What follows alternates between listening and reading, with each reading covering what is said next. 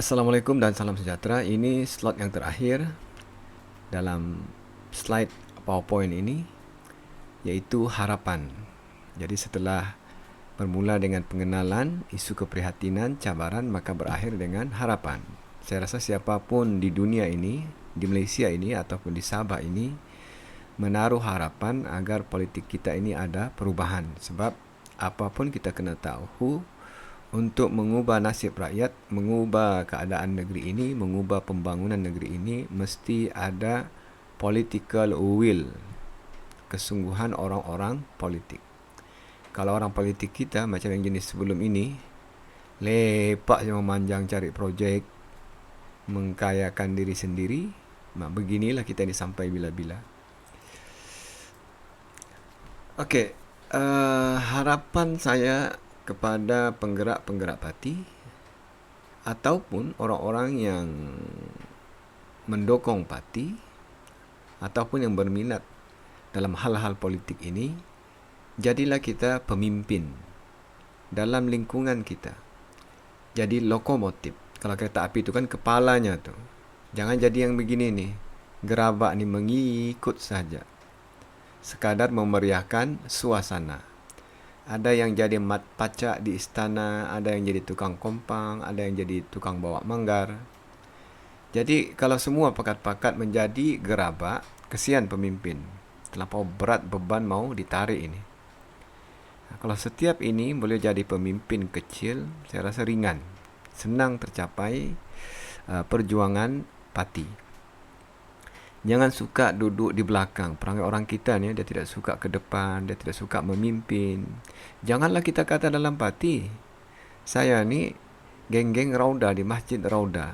Hatta menjadi imam, imam siang tu kan, setelah habis waktu, yang jemaahnya 1, 2, 3 begitu pun tidak berani.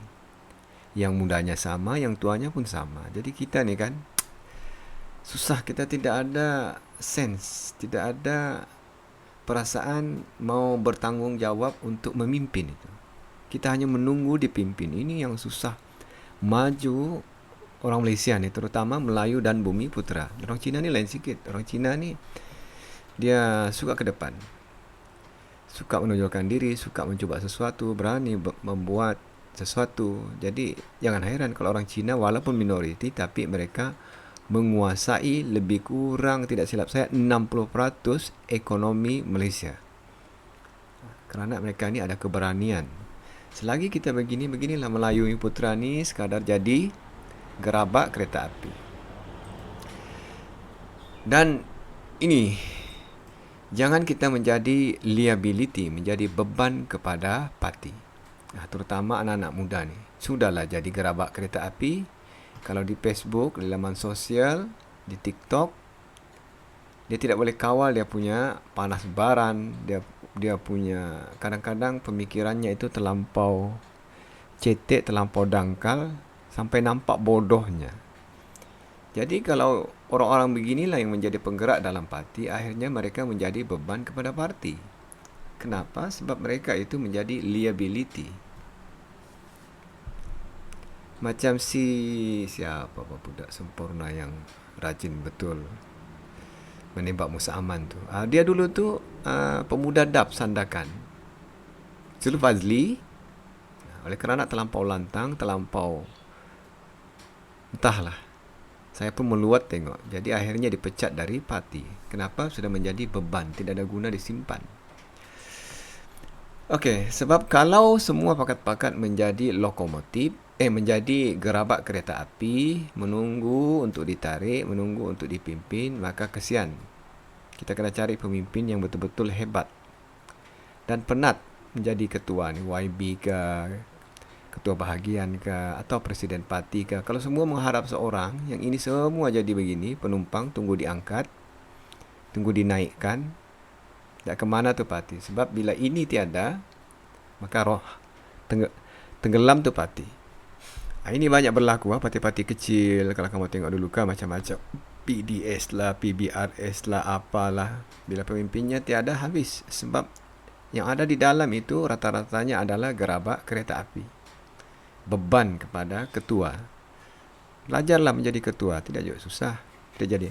Belajar menjadi pemimpin, belajar menggilap kamu punya kepandaian. Nah, ini masalah nih. Semua bergantung kepada orang atas. Malah setengah-setengah YB pun tidak mampu berkempen. Dia menunggu orang, pemimpin tertinggi untuk turun kempen bagi pihak dia. Kalau begitu tidak payahlah jadi calon. Oke, lagi satu. Organisasi kalau mahu berjaya, dia kena mencipta generasi pelapis. Maknanya dia mesti empower, mesti memperkasakan generasi pelapis. Supaya kalau ini semua ni pandai, bijak, maka ringan beban ketua. Kalau tidak nanti, jadilah macam tadi. Ini semua akan jadi gerabak kereta api. Menunggu ditarik. Tidak ada sifat proaktif. Semua menunggu dari atas. Kalau di atas tidak bergerak, dia orang pun tidak bergerak. Hatta semudah-mudah, kalau politik ni kan antara alat yang paling sesuai untuk berkempen ialah media sosial. Itu pun kadang-kadang menunggu arahan atasan untuk bertindak. Dia sendiri tidak ada keinginan untuk memulakan, untuk menjadi pencetus. Semua menunggu. Jadi, mesti ada proses pemerkasaan, empowerment, memberi kepercayaan kepada orang bawahan melakukan sesuatu tugasan. Tidak boleh mengharap ketua saja. Okay, next, sumbang saran ataupun kalau bahasa Inggris dipanggil brainstorming. Okay, ini antara kunci kepada kejayaan organisasi. Jadi semua orang dalam organisasi itu mesti diambil kira pandangan dia. Orang putih bilang everybody is count. Maknanya semua orang diambil kira. Kalau Jepun ini dia punya style pengurusan itu Jepun ini dia tidak ada strata. Nampak sangat lapisan pengurusan itu. Kalau dari segi pejabatnya dia terbuka, jadi semua orang macam sama level. Jadi orang tidak segan mengemukakan pandangan. Kalau di Malaysia ni berkesian. Baru juga pegawai biasa saja pun dipanggil tuan. Kalau sudah begitu, manusia kalau sudah bertuan, datu, dia tidak akan berani buka mulut. Dia akan jadi gerabak kereta api, mengikut saja. Orang-orang begini kan, bikin penat diurus. Sebab mereka sendiri pun tidak mampu mengurus diri sendiri. Jadi kritikan ini, saya ni orang pengkritik dan saya juga dikritik. Sebab bila kita mengkritik, maka kita bersedialah untuk dikritik. Kami ni geng cyber trooper, reformasi. Menghentam PAS, menghentam UMNO. Kalau kita hentam PAS tu, bersedialah dikafirkan, diyahudikan. Kalau UMNO, babi, anjing, lahanat, itu benda biasa. Dan kalau saya tidak pernah peduli pun, bukan saya mati. Okey, kecuali dia kritik fakta. Kalau dia kritik fakta, kita lawan balik dengan fakta. Kalau setakat kritikan bodoh-bodoh macam budak-budak ingusan, budak-budak dah ada sekolah tu, tak payahlah dilayan. Ini kadang-kadang saya tengok budak-budak yang baru nak ni, itu yang dia layan. Akhirnya bergaduh, panas sendiri, sakit hati sendiri. Kenapa mau layan kritikan bodoh begitu? Okey, satu lagi, jangan ada Little Napoleon dia panggil, iaitu orang-orang pemimpin kepala batu yang tidak mahu mendengar pandangan, tidak mahu mendengar kritikan. Orang mengkritik ni sebab dia nampak kelemahan organisasi, kelemahan pemimpin. Tapi setengah-setengah pemimpin ini bila ada pandangan daripada orang bawahannya, itu dianggap ancaman. Seolah-olah bila kita mengkritik, kita tu mahu menjatuhkan dia dan mengambil jawatannya. Tidak. Kadang orang tu kesian dengan pemimpin, kesian dengan organisasi. Jadi jangan ada budaya Little Napoleon. Okey. Ataupun budaya komunis. Satu lagi ingatan kepada orang-orang politik, sama ada di atas atau di bawah, kita ni jangan cengenglah. Sebab sekali kita masuk ke dalam politik, sebenarnya kita mencari masalah. Sebab orang politik ni akan menjadi mangsa maki hamun, itu normal. Semua kita tidak boleh memuaskan hati semua orang. Kalau kita tengoklah sejarah para nabi itu pilihan Tuhan, tapi begitulah. Kalau Nabi Nuh, anak dan istrinya pun tidak ikut dia. Nabi Lut pun begitu. Nabi Muhammad, pakcik-pakciknya, makcik-makciknya di Mekah itu tidak ikut dia. Sampai Tuhan arahkan dia berhijrah. Sebab dia sudah tidak boleh ubah keluarga dia. Jadi, itulah realiti. Bila kita masuk politik, terimalah. Kita tidak akan disenangi oleh ramai orang. Jadi, jangan cengeng. Kerana fitrah, lumrah kehidupannya begitulah. Kalau tidak, jangan berpolitik. Pergi main guli. Okey, saya suka kata-kata ni. Weak people revenge, strong people forgive, intelligent people ignore. Jadi, kalau yang tembak-menembak tu, di FB, di mana-mana lah media sosial, ini tembak ini lah, sepanjang dia punya reply, ini. Maknanya ini jenis-jenis lemah, jenis-jenis cengeng, jenis-jenis cepat koyak. Belajar. Up sedikit. Nah, paling bagus kita tidak, bila orang komen apa semua tu, kita punya denyut jantung tu tidak pun meningkat walau sedikit. Maknanya kita sudah sampai makam Maulana, level tertinggi, iaitu kita boleh ignore, kita boleh tidak peduli. Biarlah dia di situ. Saya begitu. Kalau orang komen di Facebook tu saya tengok.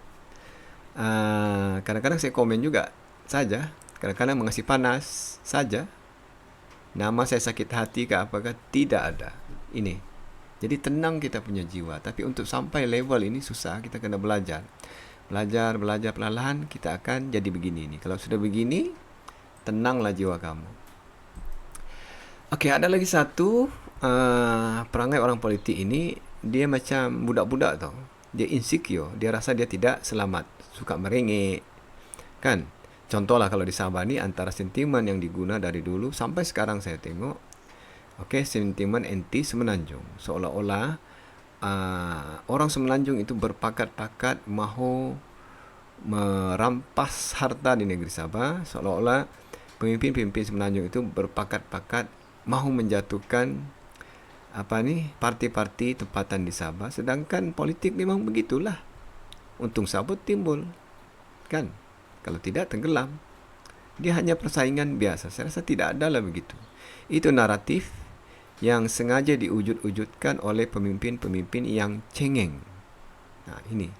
Merasa tidak selamat. Cengeng. Cepat koyak. Dia tidak boleh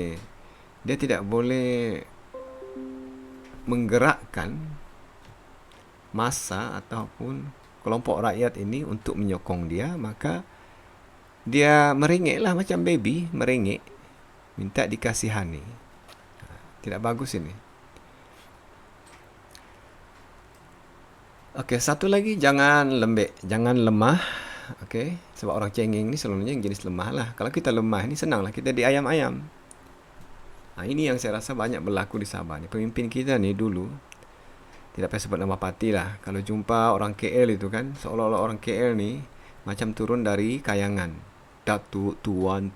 Jadi manusia ni kalau sudah sampai ke tahap begitu, dia melutut, maka jangan terkejut kalau orang-orang KL, orang-orang pemimpin-pemimpin atas, diorang tu akan memperbodoh-bodohkan diorang.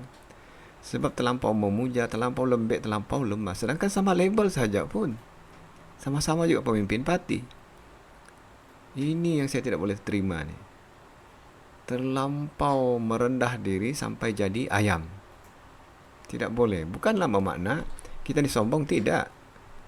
Kita ni ada harga diri, ada integriti, ada maruah diri. Jangan sampai kita dipijak-pijak, jangan sampai kita diayam-ayamkan.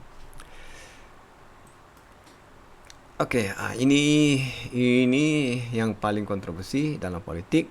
Kebanyakan ini memang taktik politik ya, dipanggil pendekatan Machiavelli.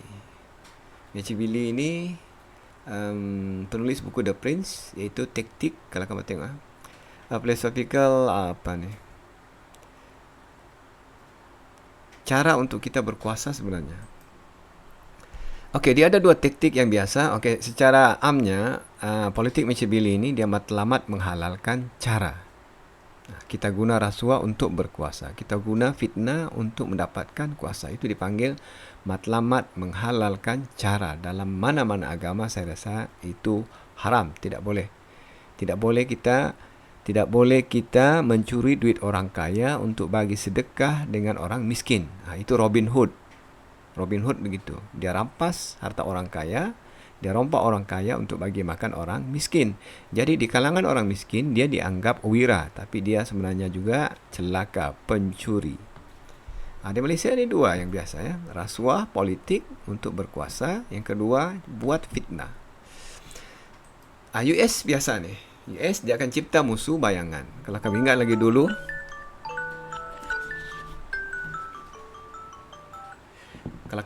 dulu, Saddam Hussein dicipta seolah musuh utama bagi US. Sedangkan siapalah Saddam Hussein itu? Dia bukan ancaman bagi US. Irak bukan kuasa ketenteraan. Irak bukan negara maju.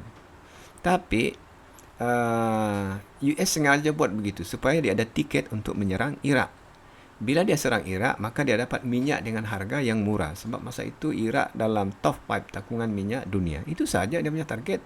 Sampai sekarang tidak berjaya dibuktikan yang Saddam Hussein itu mencipta senjata yang dia bilang mass destruction. Maknanya senjata pemusnah besar-besaran. Tidak ada. Irak tidak ada nuklear. Habis itu dia buat lagi lah pula cerita baru. Dibuatnya Al-Qaeda. Al-Qaeda dengan Osama. Maka berlakulah 9/11. Jadi dia ada lagi alasan untuk berperang dengan geng-geng ISIS. Ini semua ni, ini adalah dipanggil musuh bayangan. Osama tu individu sahaja. Takkanlah US begitu besar dengan dia punya intelijen apa semua tidak boleh tangkap manusia ni. Tidak.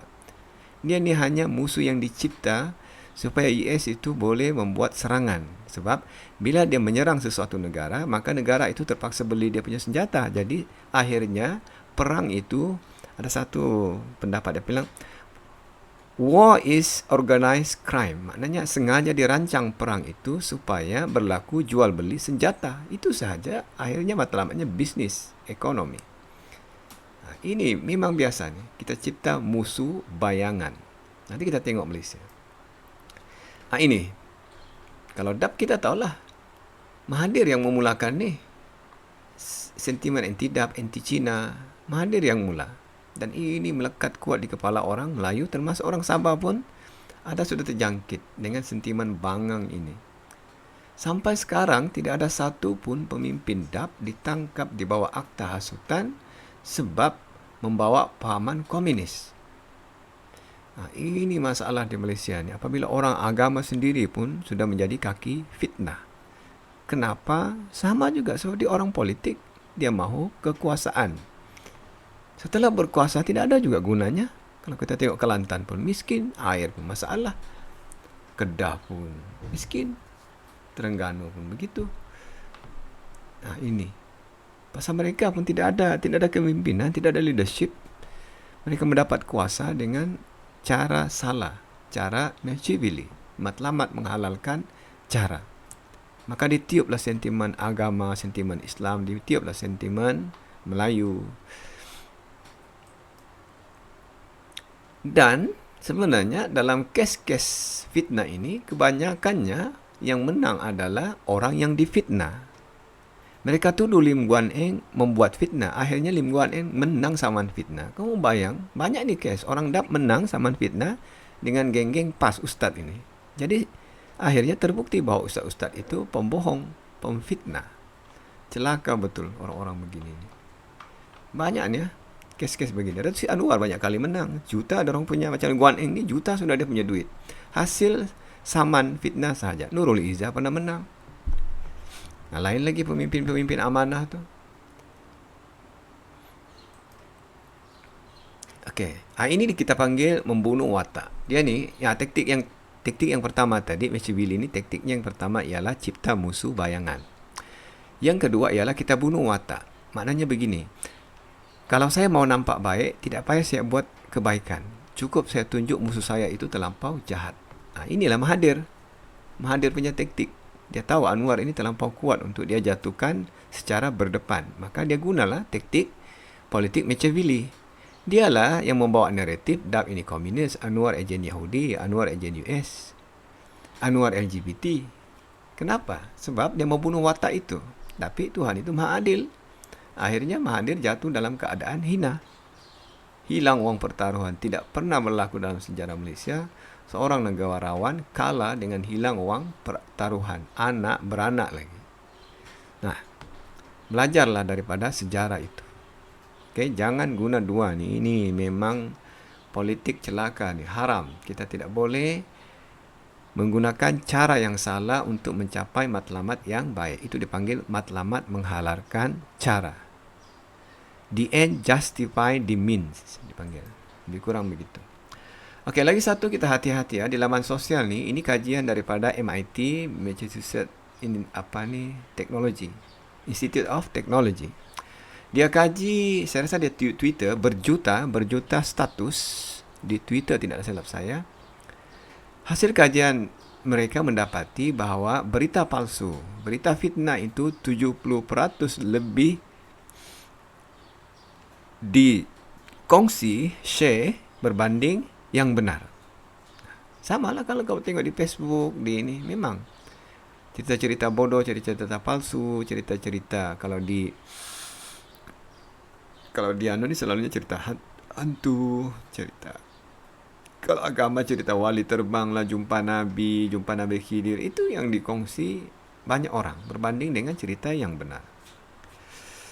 Jadi maknanya hati-hati kalau share. Takut kita ni berkongsi memfitnah. Contohlah sekarang antara yang berlegar video Datuk Seri Anwar buat kempen kalau menang besok minyak turun. Itu PRU 12 saya rasa.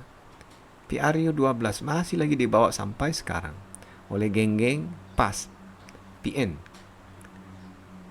Jadi macam mana kita mau guna fitnah untuk berkuasa? Saya tidak boleh terima betul. Okey, dalam Islam memang kita diajar. Okey, fitnah itu bahaya dari membunuh. Dan Tuhan ini memang melaknat orang-orang yang suka memfitnah, menghebahkan tuduhan-tuduhan yang buruk dalam kalangan orang yang beriman. Siksa yang tidak terperi sakitnya di dunia dan di akhirat. Kamu tengok geng-geng yang kuat memfitnah ni, tengok Mahathir je lah. Macam mana dia jatuh dalam keadaan hina, hilang uang pertaruhan. Sekarang ni saya tengok dia mau melawan lagi. Sebab dia mau buat lagi Perhimpunan Melayu kali kedua. Kali ini dia tukar nama. Hari itu masa 2018 dia buat untuk mencetuskan langkah Sheraton, dia buat Himpunan Melayu kalau lebih kurang. Maruah Melayu. Maruah Melayu. Selepas itulah langkah Sheraton. Sebab geng-geng celaka tu sudah berkumpul. And then sekarang ini dia mau buatlah pula proklamasi Melayu. Samalah juga tu. Dia mau jatuhkan kerajaan yang sekarang ini. Sebab tersepit. Anaknya tidak boleh naik. Kerjaya politik anaknya akan bungkus. Tapi tidak insaf-insaf. Hati batu betul. Okay, next ini. Orang politik ni biasalah. Terkenal betul. Suka bercakap. Kalau zaman-zaman UMNO dulu-dulu. Asalkan berucap menjanji itu ini. Peruntukan itu ini. Macam menjadi budaya. Berbohong itu. Macam tidak ada rasa berdosa. Berbohong. Dengan rakyat. Itu sebab pemimpin itu jatuh dan tak bangun. Terlampau banyak dimakan oleh sumpah rakyat. Okey, kalau boleh kan biarlah kita macam Jepun. Saya ni jenis macam Jepun. Kamu tengok dia punya perbezaan. Orang Jepun ini kita tahu, dia optimis, positif. Kamu tengok, if one can do, I can do. Kalau orang tu boleh buat, saya boleh buat. If no one can do, I must do. Kalau tidak ada orang boleh buat, biarlah saya buat. Ini Jepun. Itu Jepun ni maju. Singapura kita tahu, dia maju juga. Tidaklah macam Jepun, tapi bagus, jauh lebih baik dari kita. Okay, orang Singapura ni kiasau, gila. Okay, if nobody do, I better not do. Kalau tiada orang buat, tak payahlah saya buat. If everyone do, I die must do. Kalau semua orang buat, saya mesti buat. Maknanya, biasanya orang Singapura ni melibatkan duit lah. Kalau benda itu menguntungkan, dia akan mati-mati cuba buat. Yang best dia orang Malaysia ni. If one can do, let him do. Kalau dia boleh buat, biar dia buat. If no one can do, kalau tiada yang boleh buat, apa juga saya boleh buat. What can I do? Inilah orang kita ni. Saya bilang tadi kan. Dia suka menjadi gerabak kereta api. Menunggu ditarik, menunggu dibagi subsidi, menunggu dibagi geran, menunggu dibagi itu, menunggu dibagi ini. Jadi, kalau Melayu, Bumi Putra itu masih lagi ketinggalan dalam banyak hal. Inilah nih. Dia tidak ada willingness, tidak ada kesungguhan untuk bangkit sendiri. Semua menunggu. Jadi, kalau dalam parti kita masih lagi mengawalkan budaya berfikir, budaya kerja orang Malaysia ini, janganlah harap keajaiban. Berdoa sajalah, mudah-mudahan menang. Okay? Kalau mau maintain, kalau mau berjaya maintain, ini. Kamu belajar pada sejarah DAP dengan PKR. DAP ini dia maintain, PKR ni dia cepat naik. Dari jalanan, kan?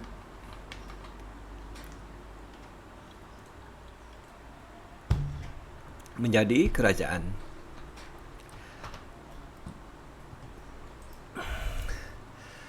Okey, jadi kadang-kadang ni orang-orang politik ini masa berkempen, bukan main. Dia punya hebat. Dalam PKR pun banyak begini.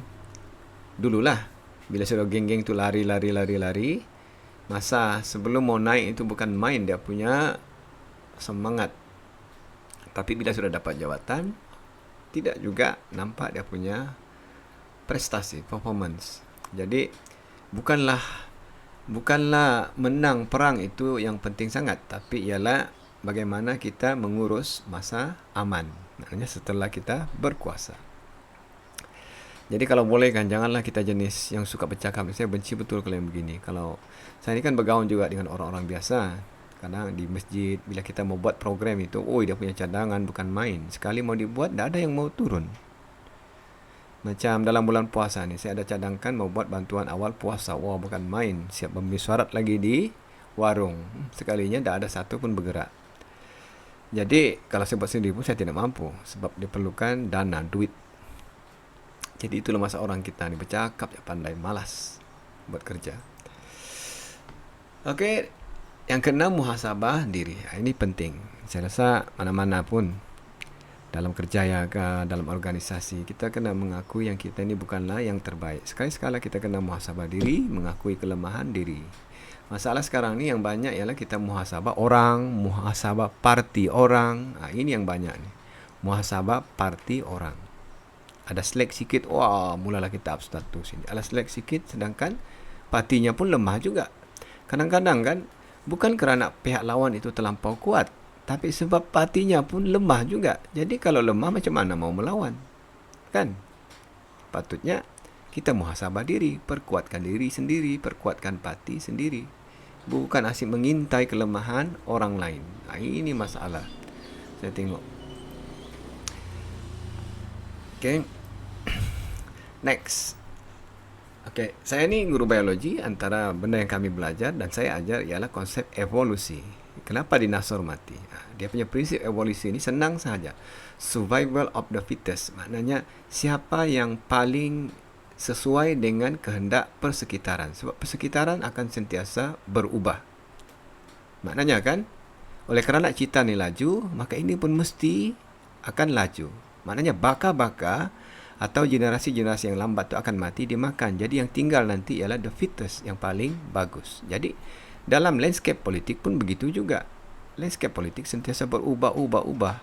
Sekarang ni politik baru, banyak generasi baru, laman medianya pun baru, laman sosial. Jadi parti kena berevolusi sesuai dengan kehendak zaman. Kalau tidak, ketinggalan, mati, ditelan zaman. Cuba tengok banyaknya parti-parti yang sudah outdated. Kamu tengok macam di Sabah lah, parti-parti Star dia tidak berkembang, PBS dari besar menjadi kecil, PBRS, apalagi dulu PDS, begitu-begitu saja. Kenapa? Sebab dia tidak survive. Dia bukan the fittest, dia bukan yang terbaik.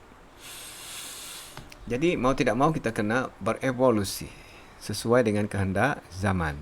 Okey?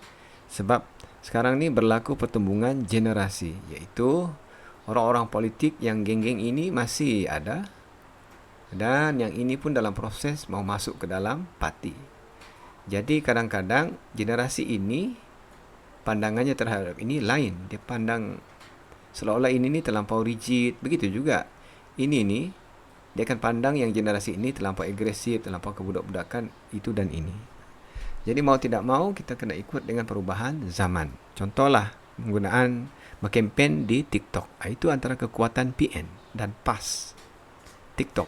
Diorang gunakan selebriti, sampai Wawa Zainal pun pakai diguna. Dia pakai baju PN untuk kempen di TikTok dengan Instagram. Jadi mau tidak mau, kita kena berevolusi ikut itu kehendak zaman. Jangan mengharap yang kita pergi rumah ke rumah itu dia punya, itu boleh juga lah, tapi janganlah mengharap yang itu, sebab penat. Kalau boleh cari media yang banyak ditengok orang. Dan jangan jumut. Jumut ini maknanya tidak ada perubahan, begitu-begitu saja dari dulu. Okey? Mesti kita ada perubahan. Sesuaikan diri dengan kehendak zaman. Okey, yang last ini cyber trooper. Jadi kita mau ni cyber trooper yang jenis profesional dengan rasional. Kalau kami ni cyber trooper reformasi, kami ada data, ada dokumen. Kalau skandal besar-besar tu kan, apa ni, Ekran Holding, Tim Peking ni Kroni Mahathir, Ekran Holding. Kalau dulu apa ya, Eric Chia dengan Perwaja Steel. Tahu kami tu. Apa ni, Altantuya, skandal PKFZ, geng-geng MCA. Datanya ada, dokumen ada, macam style Rafizi. Kita mau cyber trooper begini, maknanya bercakap berdasarkan fakta. Kalau kita menuduh tanpa fakta, itulah dipanggil fitnah. Itu cyber trooper celaka tu. Tidak ada kemajuan tu. Dia tidak bertambah ilmunya. Makin lama makin bodoh. Ini yang banyak ni. Ini yang banyak. Saya tengok budak-budak baru ni. Berpolitik semakin bodoh. Sebab akalnya tu tidak berapa berfungsi. Ini jenis yang kaki gaduh. Cepat hilang akal. Cepat koyak. Sebab terlampau cengeng. Jadi, kalau cyber trooper ni, kita kena belajar berhati batu. Okey, guna fakta, bukan fitnah.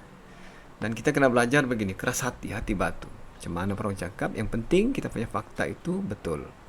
Kalau cengeng, tak payahlah jadi cyber trooper. Pergi main guli. Berhenti jadi cyber trooper. Okey, apa tindakan selanjutnya? Ini terpulanglah kepada parti masing-masing. Okey. Jadi tugas saya sekadar memberi pandangan saya tentang politik, bermula daripada pengenalan bagaimana politik boleh mengubah sesebuah negara sampailah ini harapan. Okey, saya rasa siapapun rakyat Malaysia mahu melihat negara ini berkembang maju, politik kita maju. Caranya macam beginilah, macam saya cakap sepanjang ini. Basicnya ialah kita kena ada ilmu tentang politik. Ilmu yang betul lah, bukan yang macam sekarang ini, politik caca marba yang kita tidak tahu, rojak, bikin panas. Sekian, terima kasih kerana sudi mendengar.